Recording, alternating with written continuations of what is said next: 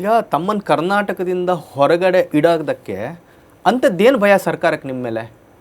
ಅದು ಅವ್ರಿಗೆ ಕೇಳಿದ್ರು ಒಳ್ಳೆಯದು ಈ ಪ್ರಶ್ನೆಯನ್ನು. ಅಂದರೆ ಕರ್ನಾಟಕ ಸರ್ಕಾರಕ್ಕೆ ಕನೇರಿ ಶ್ರೀ ಮೇಲೆ ಏನಾದರೂ ಭಯ ಇದೆಯಾ? ಏನೋ ಭಯ ಅನಿಸುತ್ತೆ ಅವ್ರಿಗೆ. ಈ ಸ್ವಾಮಿಗಳು ಬಂದರೆ ಎಲ್ಲಿ ಮತ್ತೆ ನಮ್ಮ ಜನ ಎಲ್ಲ ಇವರಿಂದ ಬೆನ್ನು ಹತ್ತಾರೇನೋ, ಇವರಿಂದ ಹೋಗ್ತಾರೇನೋ. ನಾನೇನು ರಾಜಕಾರಣಿ ಅಲ್ಲ, ಆದರೆ ಅವ್ರಿಗೆ ಆ ಭಯ ಅನ್ನಿಸ್ತಾ ಇದೆಯೇನೋ ಅಂತ ಅನಿಸುತ್ತೆ.